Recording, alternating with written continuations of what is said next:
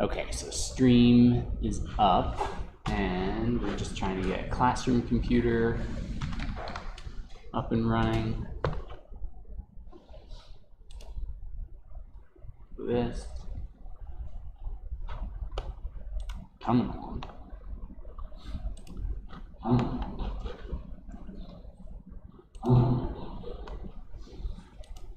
Echo. Cool.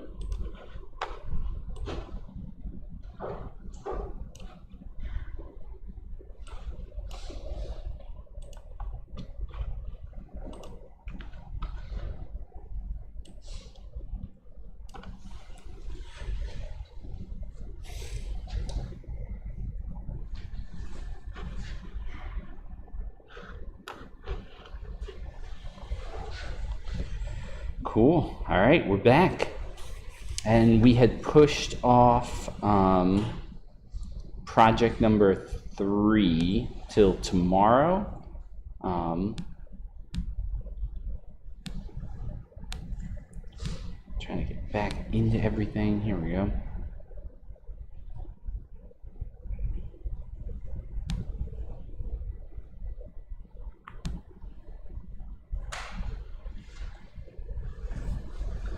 So are there any parts of either module 3 or project 3 that you're currently working on we can take a look at?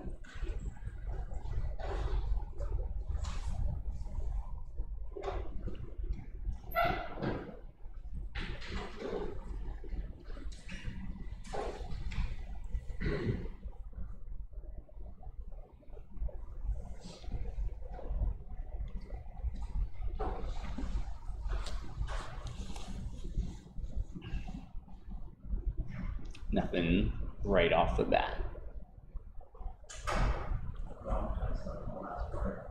On the last part? So last as in like finding optimum mass like rate? Sure, the other part's right, because it says it wants the mass rate of change if results in a height of 300 meters, but for the other ones I got like 400 meters. Okay. That's like final height with 0.05 kilogram per second. Yeah, I got 419 meters with 0.05. Okay. I don't know if that's right. Yeah, I mean, that's usually the first step, is just trying to figure out, was it this, did you get the same regardless of integration methods? I'm gonna try that.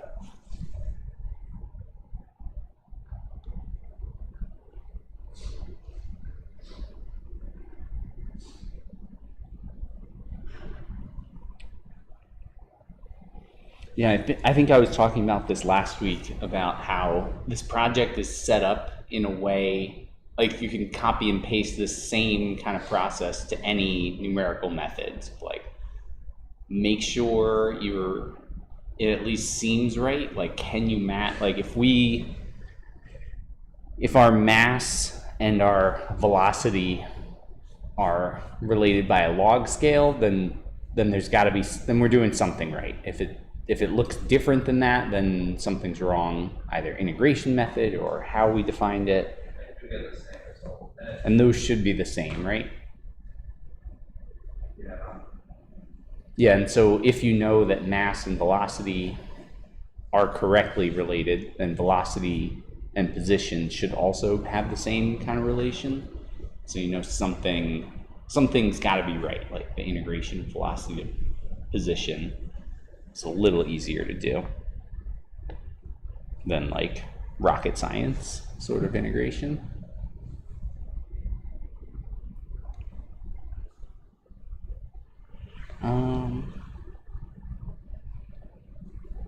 Yeah, do we want to check like how high things go? Like walk through what we're supposed to do there?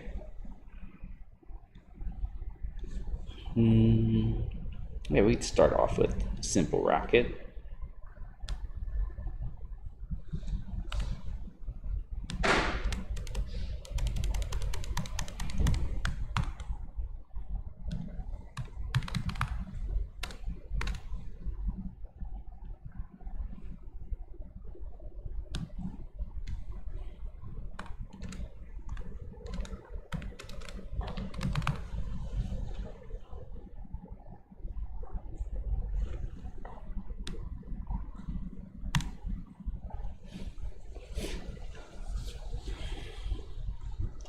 So here I'm doing this in kind of 2 lines of code where I'm saying take the state and save it as HVM. So height, velocity, and mass. You don't have to do that. You can grab the individual state values, but that's what my current state is. It's got to be, here I call it Y, but some kind of position, my velocity, the change in position, and then how heavy the thing is, how much mass I have left. Then this one was already in there. I always like to match the derivative, like the shape of the derivative with the actual state, so that there's no like change in like going from a 3x1 to a 1x3, or this one's a 1-dimensional vector, that one's a 2-dimensional vector. So if I just say like, all right, here's create zeros and make it the same, whatever I put in as a state, give me that as a derivative of the state. So now my D state, I'm gonna plug in this V, because that's my change in height. Then I'm gonna plug in my U. Let's put some commas in there, right? Because it's not MATLAB. U over M times that dm dt. dm dt is an input here, so I can use that. I don't have to write that 0.05. And then this negative dm dt is my change in mass. So let's make sure it works. Start at 0 meters per second, 250 grams. So at time 0, I should have 50 meter per second squared acceleration, and I'm losing 0.05 kilograms per second. Kind of makes sense. If I go higher up, it's still the same thing. Like that, if I'm not moving, it doesn't really matter. The faster I move also shouldn't matter, right? Because really it's just how much mass. The only thing affecting acceleration is my U, like my propellant speed, how fast I can explode, the chemical reaction, and then mass, and then change in mass. So it is work. It seems like something's working. It's at least giving me the right output. What did you use for integration? How did you do that one? Euler? Okay, Euler works. Did anybody try looking at like the SciPy integration tools?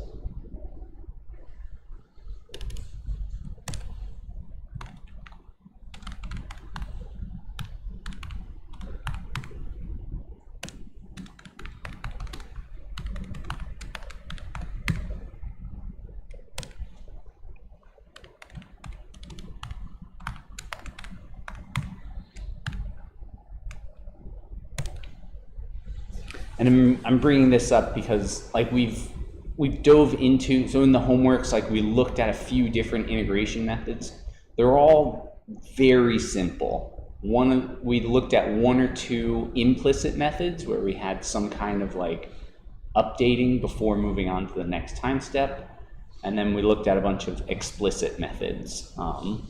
So the default is a Runge-Kutta method, and we looked at some of those. Some of the methods that we looked at were Runge-Kutta, but we were looking at like just a second order. 4, 5, and 2, 3 are like fourth order, fifth order, or sorry, what was it? Fourth order, 5 points.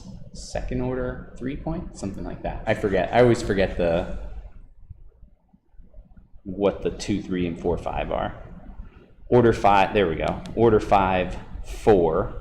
And then order 3, 2 is Runge-Kutta 2, 3. So with this solve IVP, plugging in different methods is just a call to like, all right, use this explicit 4, 5 or this 2, 3, or you can even scroll down. There are implicit here like Radau, BDF. This one's atoms, BDF. Like stiffness detection, but anyway. And then there's some extra stuff that we could use. All right, so how do we use this thing? Solve IVP, simple rocket, just solve it for me. It's like, what? Missing T-span and Y0. What do you think T-span and Y0 are?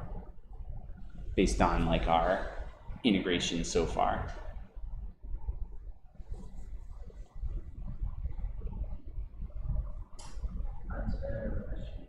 Time span, and then that initial state, right? Like initial, we need some initial value because it's solving, IVP stands for initial value problem. And if we want, we can write T-span, and I'll plug in that T0 and T -1.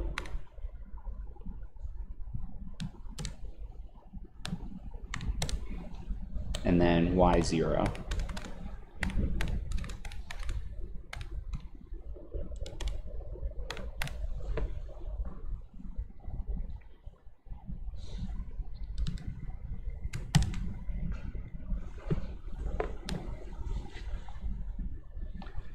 So now it's giving me a more cryptic error.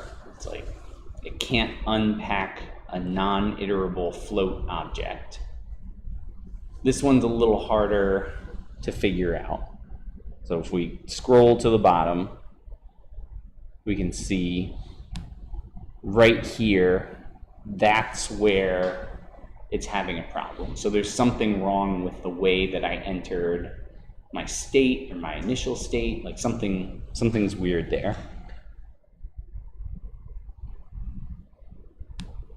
This one's kind of a hint here. This wrapped function t comma y, coming back up. Self is a self.t and a self.y, coming back up. Let's see if there's any other good hints. All right, nothing else. So we're not sure.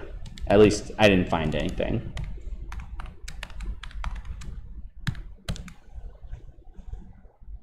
I'll do my typical, well, even right here.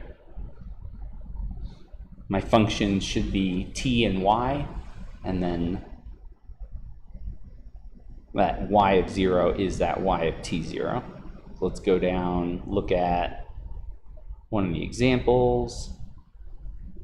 Keep scrolling. Here we go.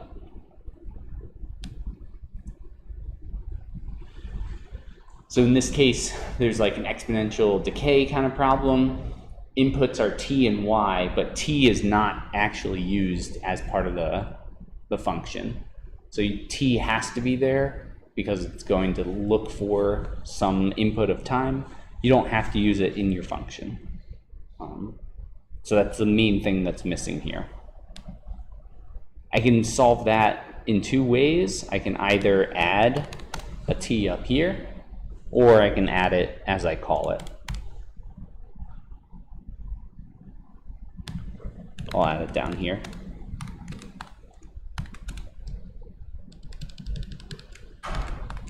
Because I'm going to end up using that lambda anyway.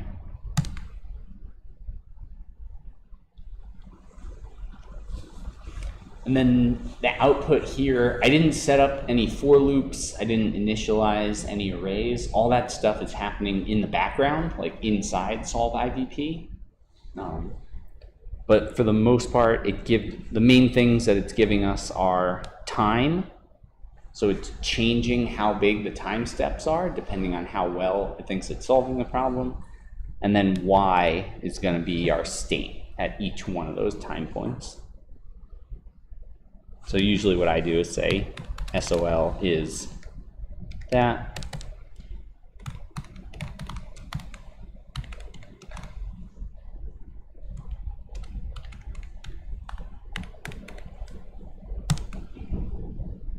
It would help if I imported my plot function.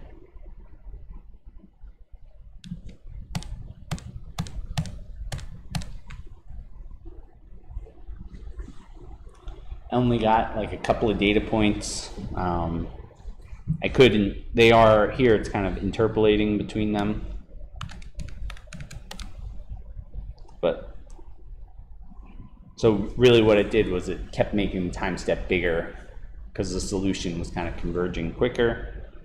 So we'll add one more input and say t eval is t, where this is my lin space. Let's just do like 51 steps. That's plenty. So at least for simple rocket, if there's no drag, there's no gravity, then I get up to 600 meters. I didn't really check. I didn't check against the Tsiolkovsky solution, but first step does seem it's going up, which is a good step. If it went down, then something's got to be wrong.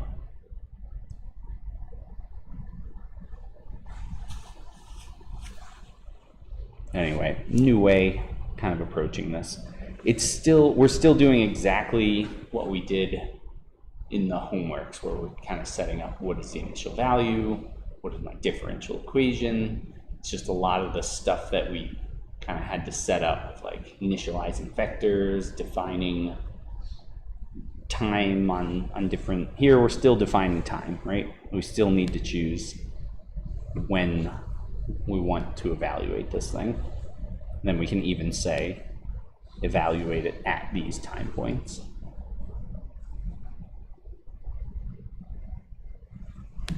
All right, so then let's check out. We need y2, y1.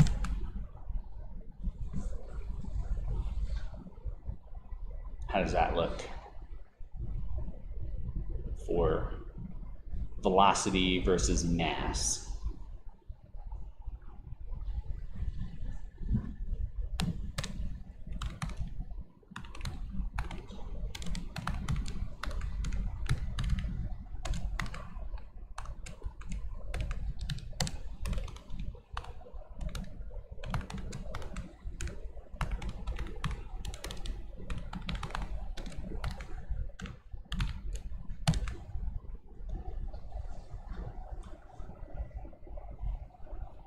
Does it make sense that the maximum mass has the lowest velocity? Yeah. The more mass you use, the faster you should be going. So it does like work its way backwards in time.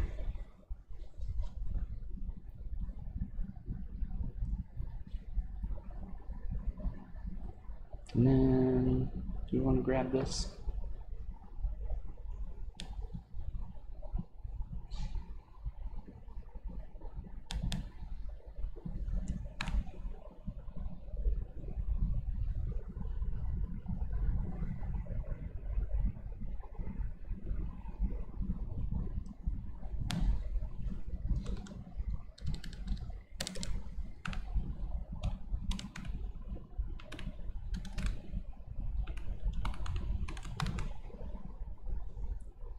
I'm just trying to grab this equation, negative v over u.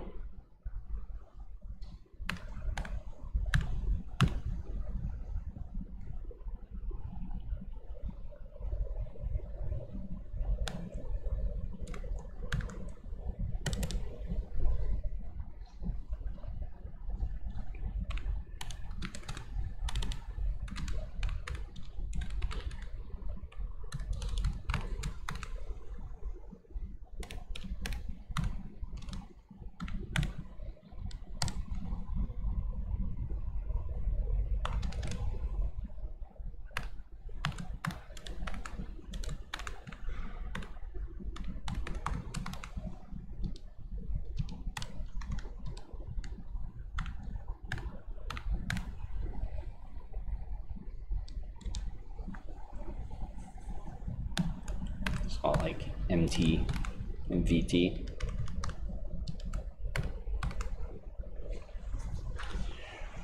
So I know what my mass is. Also, I kind of know like what velocity I want to look at, but if I have an equation like m over m 0 is exponential negative v over u. Like, I can evaluate that wherever I want.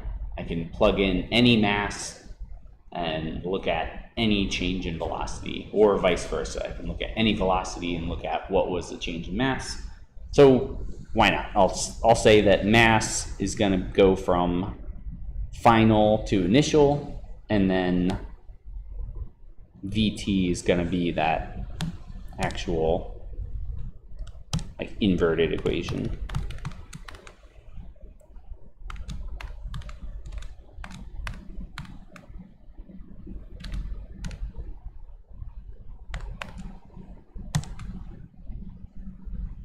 Oh yeah, it would help if I defined U, right?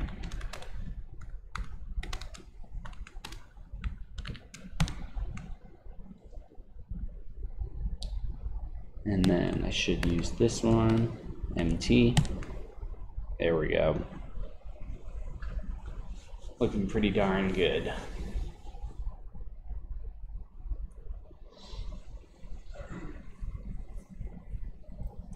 And if I want to look at like what is the error, like is the error reducing?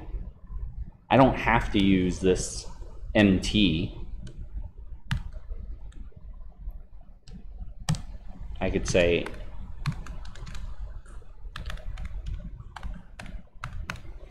I could grab the mass from my solution of like I figured out what the mass was at every time. It still gives me the same output, but now it's the same shape. So now I want M sub T, and then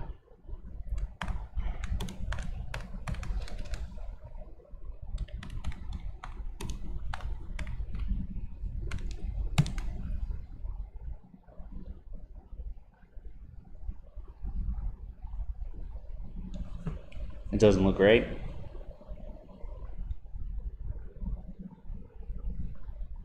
VT minus SOL dot Y2, right? Shouldn't it be mostly 0?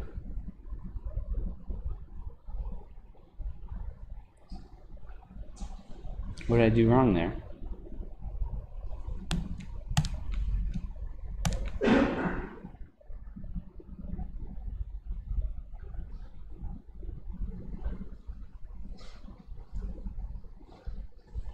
What?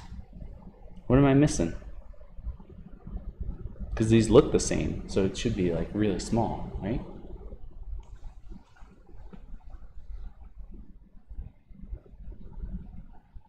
Oh, Y1. Oh my god.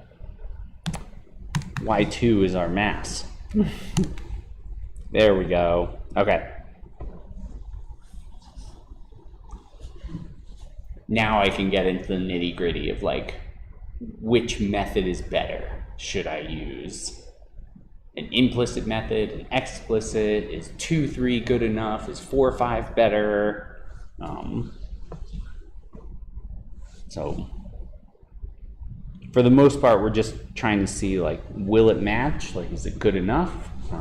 But if you're trying to compare, if you want to say anything quantitative of like, what is the difference?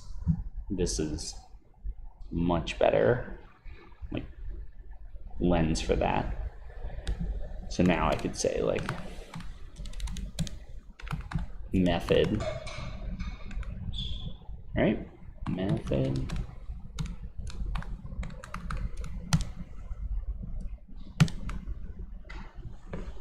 So with like a 2, 3, instead of the default 4, 5, I use it now the 2, 3. I can see, I don't know, it's hard to exactly tell because the scale changed, but it looks like it was smaller for longer, but then kind of ramped up a little bit at the end. Because remember, we're kind of reading right to left. This is initial condition. But we're doing pretty well.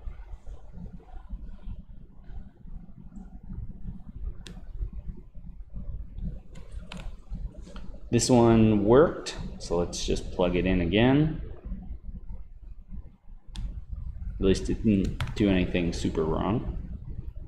But now we'll add a negative g and a negative c over m over, oh yeah, times v squared.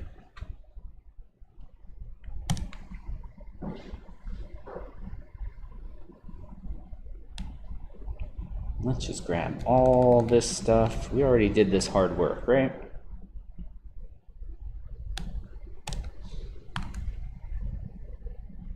Oh.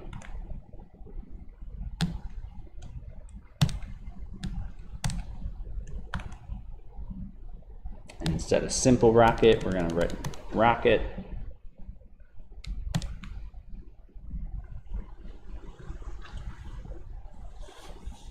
Now I can see what changes as I add like gravity and drag. Does it make sense that it's moving slower for the same amount of mass loss, like the same amount of mass usage? We're burning the same amount of fuel, but we're not moving as fast. Why is that?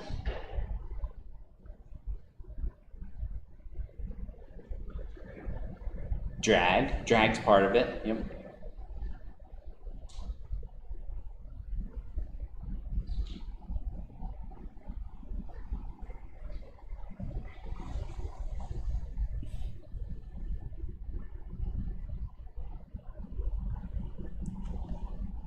Yeah, now we've got like both potential energy and work done by drag. So like two things that we're kind of losing out on. If one thing we could do is look at this and say like, all right, can we get those blue dots up to that black curve with our given equation? And we can definitely do that because this is kind of the exact form, but this is, when we go back up here, I know I'm scrolling up and down, get a little dizzy. This equation 2a is an approximation of equation 1. Like it's just, if that is the biggest force involved, like the biggest term for acceleration, then they should be the same equation. Like at some point, 1 and 2a should be the same thing.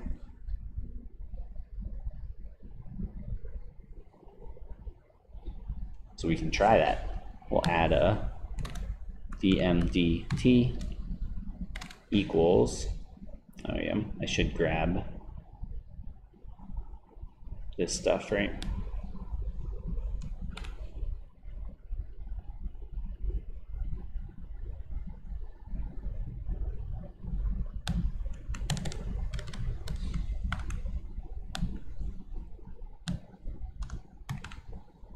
So right now it's still 50 grams per second. Let's try 500 grams per second.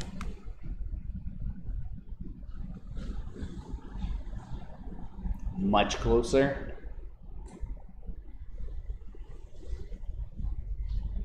And bigger is better, right? A whole kilogram, 1,000 grams per second. It's still looking pretty good. Getting real close. 10 kilograms per second, basically an explosion. And now goes from 0 to 400 very quickly though, because like the time span is all of a millisecond or so. So we're just like, boom. Yeah. Don't stand near that one.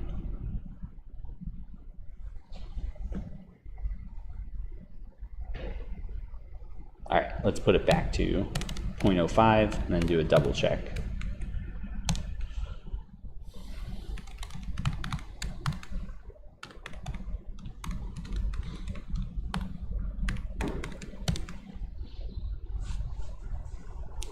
So from 0 to 4 seconds, we get up to like 400 meter, 400 something meters for this linear one. I think we said 600 for the simple rocket.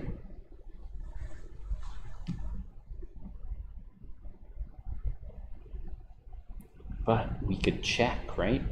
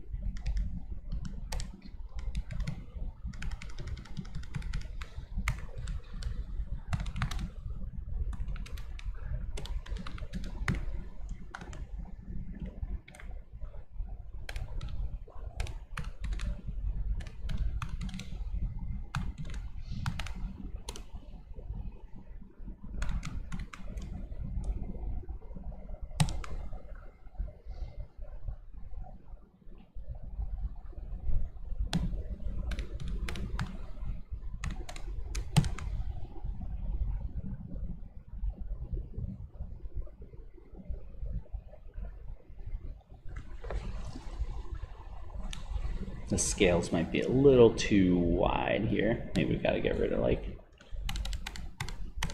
10 and 1.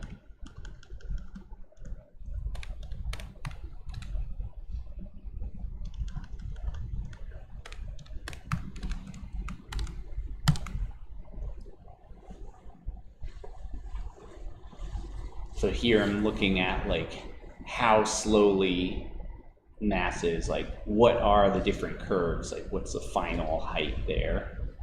And what I could start doing is look at like just mass versus final height, kind of make a function here. Almost looks like a square root sort of thing or something, where it's like starts off steep slope and then levels off.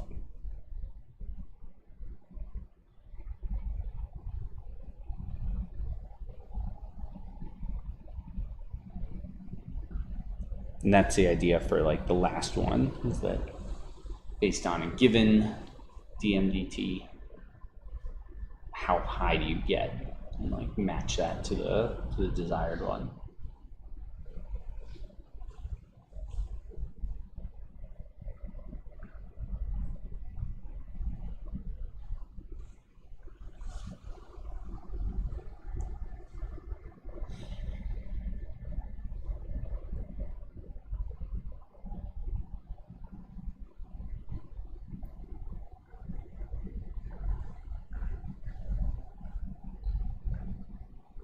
All right, we'll see what's going on now.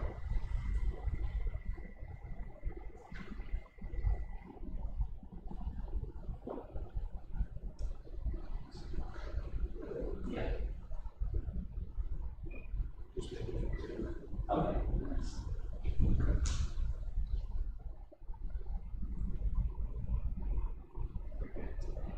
Sure.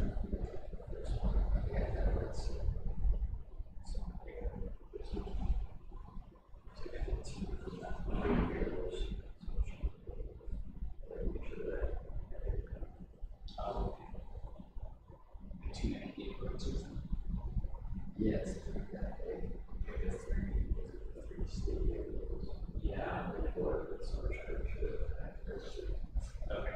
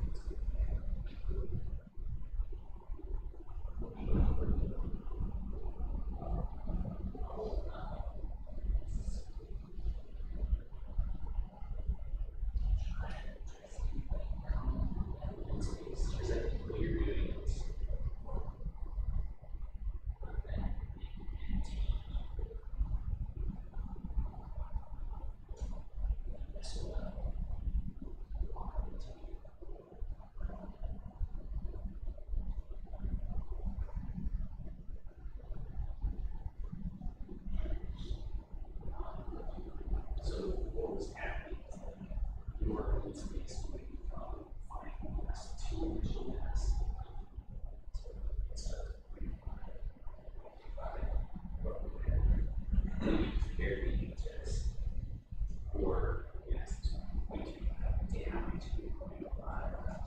Yeah, so you can probably reverse the line values, which started the last one, backwards, or it's plug in, solve this. Next.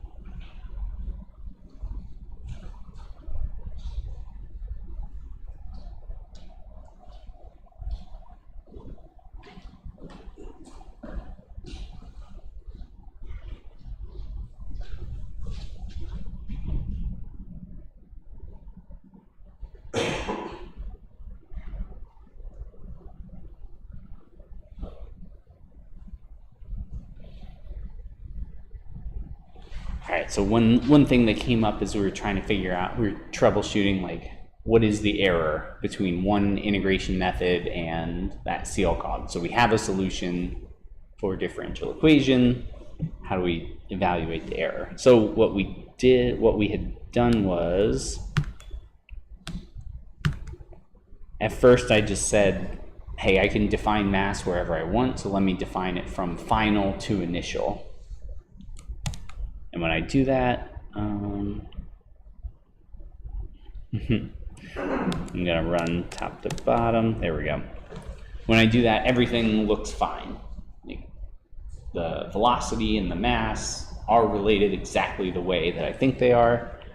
But then when I go to plot the error, well, one, they're not the right size. So let's change the size.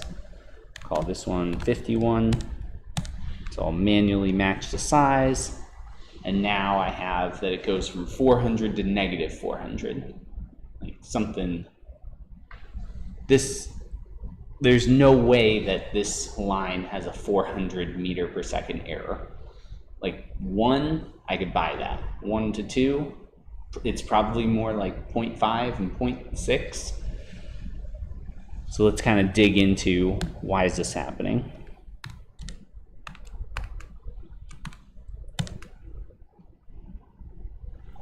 The M that I defined goes from 0.05 up to 0.25. But if I look at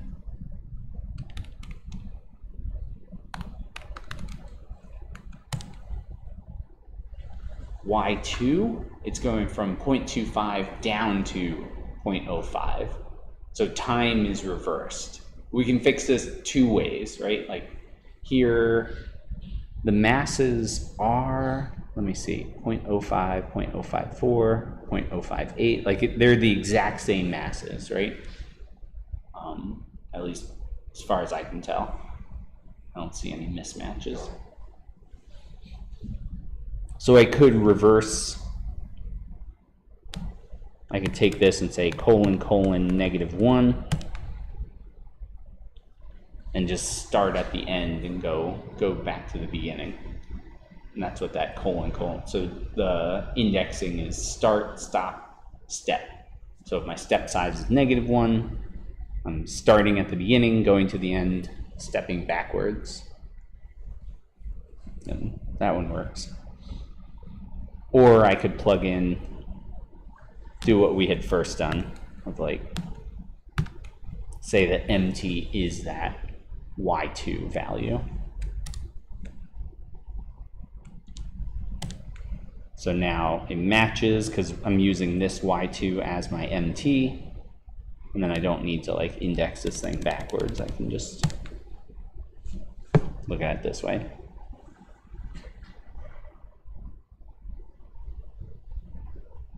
That one looks a little better to me anyway, since it's that MT is not getting reversed. Anyway, that was the other thing that came up. So we were kind of troubleshooting. Cool. Any other last second questions? Troubles? All right. We can turn this in tomorrow. Then we have our last module 4 to get started on Wednesday. And our goal is get that wrapped up before Thanksgiving so that when we come back, everything is review or vacation, like whatever the current climate needs for getting through the rest of this semester. Senior design, exactly. Yeah. Okay, cool. I'll see you Wednesday.